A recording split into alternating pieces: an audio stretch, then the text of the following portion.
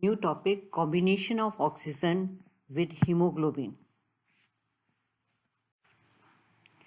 Reaction of hemoglobin and oxygen. To know that, you must know some structure of hemoglobin. Each of the 4 iron atoms in the hemoglobin can reversibly bind with one molecule of oxygen. So one molecule of oxygen can reversibly bind with hemoglobin. And iron remain in this reaction in a ferrous state. So this reaction is oxygenation. It is not oxidation, mind it. It is a oxygenation. Now you must know a little bit more detailed of the structure. So the hemoglobin protein made up of 4 subunits, and each subunit contains a hemoiety. And this hemoiety attached to the polypeptide chain.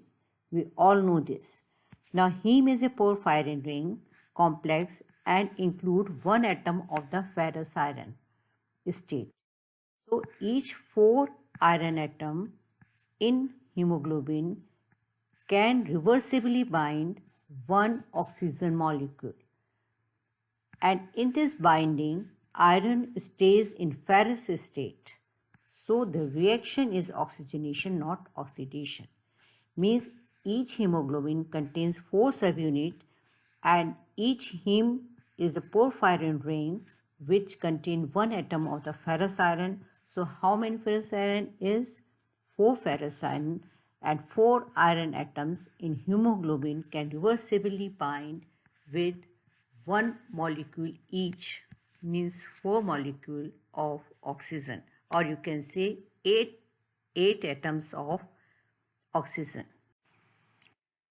So it is customary to write the reaction of the hemoglobin with oxygen as this is hemoglobin symbol and this is oxygen. It is a reversible reaction and we can depict it as hemoglobin oxyhemoglobin HbO2. So one molecule of hemoglobin means one hemoiety of the hemoglobin can combine with one molecule of oxygen and the reaction can be depicted by HbO2.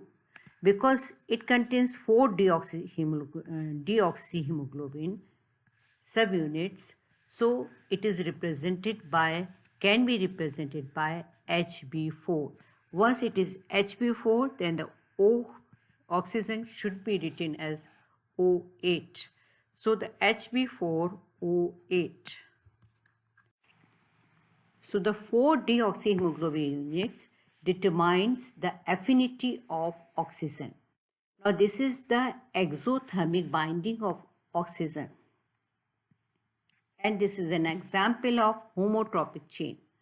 Now why it is exothermic binding? It is a reversible and one molecule can be, as there are 4 subunits, so one subunit when combined with one molecule of oxygen, then we have to depict it as Hb4O2. Second molecule, then it is Hb4O4.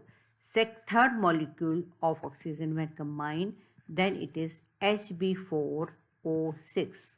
And when the fourth molecule of oxygen combines, it is depicted as HbO4. So there are the two sides. This is the deoxy side and this is the more oxygenated side.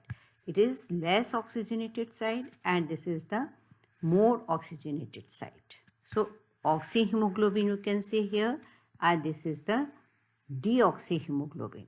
So in the deoxyhemoglobin, it is more tense, and oxyhemoglobin, it is relaxed state, so less tense. It has a low oxygen affinity, but once it combines with oxygen, it becomes relaxed. So it has low oxygen affinity, and oxyhemoglobin has high oxygen affinity. This occurs at the tissue level. Fourth point, this occurs at the tissue level, and this occurs if we can presume, at the lung level. So at the lung side, the hemoglobin is more oxygenated, and the tissue side, due to the metabolism, more release of the oxygen required. So decrease in oxygen affinity of hemoglobin when the pH of blood falls is.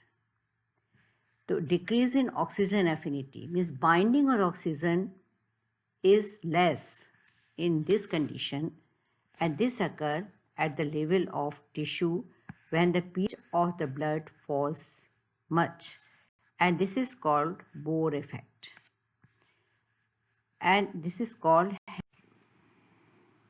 So the oxygenation and deoxygenation on either side of this reaction is very rapid. So the oxygenation is very rapid as well as deoxygenation is very rapid, and the time consumed is only 0.0.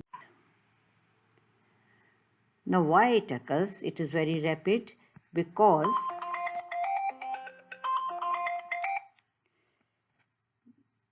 once the oxygen is first bound, the bonds holding the globulin units are released, and it becomes relaxed configuration, which exposes more oxygen binding site. Now, if we go in detail, then we can find there are histidine, two histidine, proximal and distal. Distal is via the hydrogen bond, affinity is much more. And this is a distal histidine, E7. And in deoxy side, you can find that histidine E8 is responsible for less affinity. Now this more affinity is why it become hemoglobin heme part, they get prominent. Structurally it get prominented, and hydrogen bond, via the hydrogen bond, this effect is occur. Anyhow, we must know affinity for the oxygen by this reaction, it is 500-fold increases, and it is reversible. And how much time it occurs in a lifespan of the RBCs?